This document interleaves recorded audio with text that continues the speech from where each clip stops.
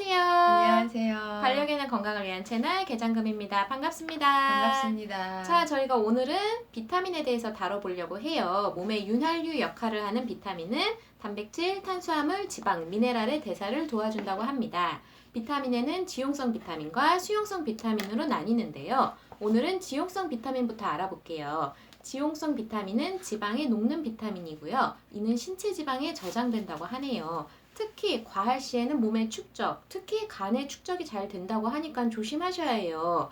지용성 비타민에는 비타민 A, 비타민 D, 비타민 E, 비타민 K가 있어요.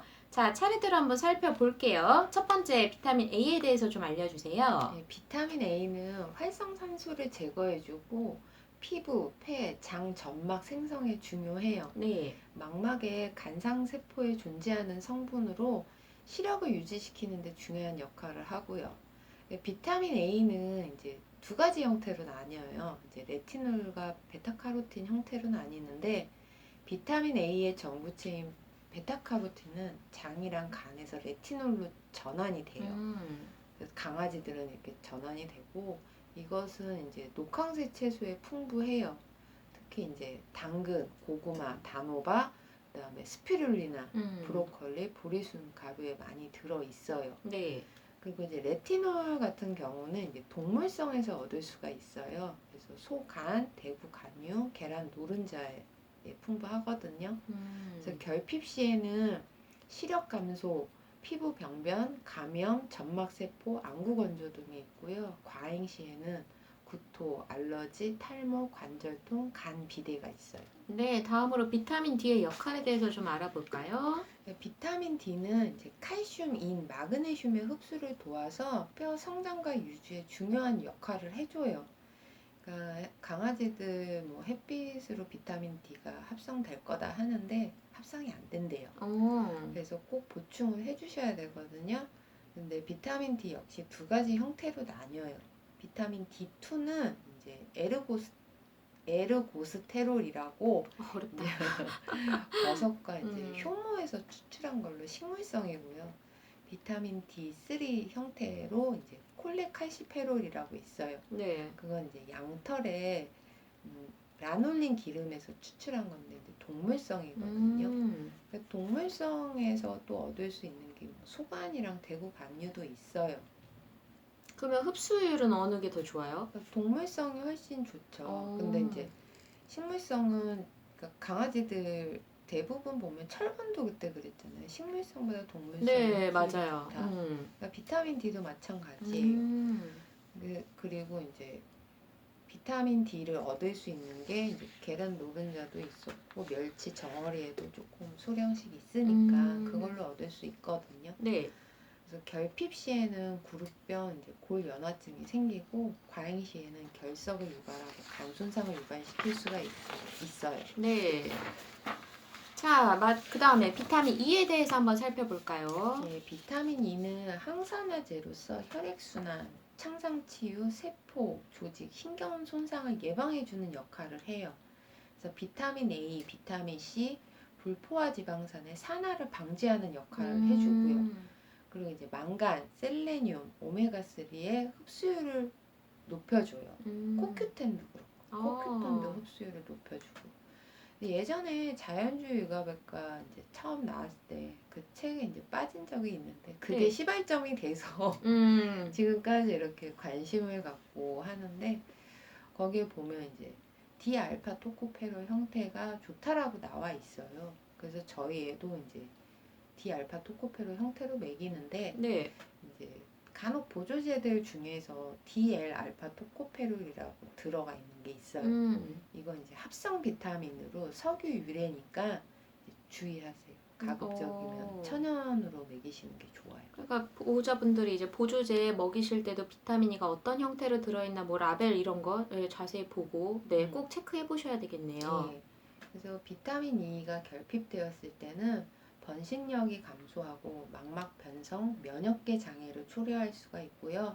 과잉 시에는 이제 비타민 K 흡수를 방해할 수가 있어요. 네, 그럼 비타민 E 어떤 음식에 좀 많이 들어있나요? 그러니까 오일, 견과류에 풍부하고요. 계란 노른자에도 들어가 있어요.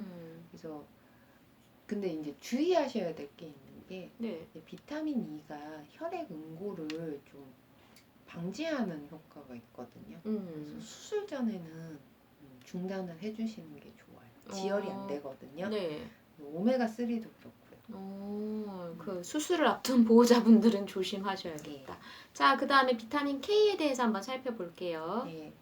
이 비타민 K는 혈액 응고 물질인 프로트롬빈을 생성해서 혈액 응고를 해주는 역할을 해요. 그래서 칼슘과 결합해서 뼈를 강화시켜 주고요. 그러니까 결핍 시에는 단백질 합성이 저하가 돼서 혈액 응고를 지연을 시키고요. 피하출혈을 유발할 수가 있어요. 장이나 간 담독의 질환 시 이제 결핍이 생기기도 해요. 네, 비타민 E랑 비타민 K 둘 다 혈액 응고 관련한 역할들을 하고 있으니까. 그래서 비타민 E가 과해졌을 때 이제 비타민 K의 흡수를 방해하기 때문에 수술 전에 피하라는 거예요. 혈액 응고가 안 되니까. 네. 이거 주의하셔야 돼요. 주의해야 할 점. 자, 그럼 비타민 K는 어떤 음식에 많이 들어있을까요?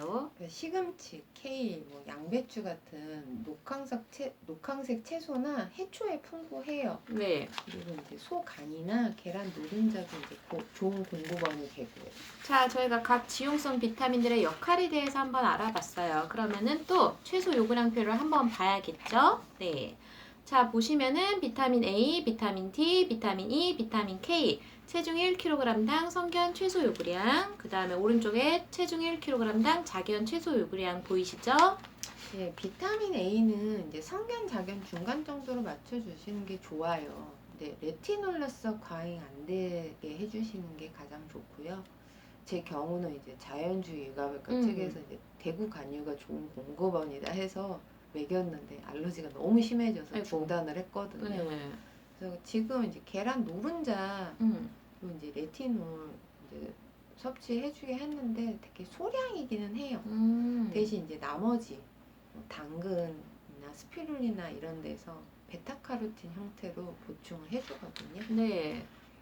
그리고 이제 표에 보시면 이제 비타민 D 요구량이 있어요. 네, 비타민 D 같은 경우는 칼슘을 과하지 않게 먹이시는 게 좋아요. 그러니까 칼슘 흡수를 촉진하기 때문에 결석 유발하거든요. 네. 그래서 한 성견, 자견 중간값 정도 비타민 D를 먹이시는 게 좋고, 그래서 또 어느 정도 먹여야 되나 또 궁금해서 또 검색을 해봤어요. 그랬더니 칼슘인 비율이 1.2 대 1로 잡았을 때 비타민 D는 10에서 한 20 IU 정도 사이로 맞추는 게 무난하다라고 나오더라고요. 링크 걸어드릴 테니까 한번 읽어보세요. 네, 그럼 비타민 D가 괜찮은지 아닌지는 어떻게 뭐 검사하면 알 수 있나요? 예, 제 경우 이제 부갑상선 기능 검사를 하려고 아이가 이제 칼슘 수치가 높으니까 한번 보려고 했는데 그게 정확치는 않다고 그러더라고요. 네. 그래서 이제 네오딘에 한번 문의를 해봤어요. 근데 비타민 D 농도 검사가 있다고 그러더라고. 그래서 제가 아기가 이제 사구체 여가율이 감소가 돼서 지금 UPC가 좀 높게 나오니까 이제 검색을 하던 중에 비타민 D가 부족하면 이제 사구체 여가율이 떨어진다 해서 이제 검사를 해본 거였는데 이제 참고치가 한 20에서 한 80 정도 돼요.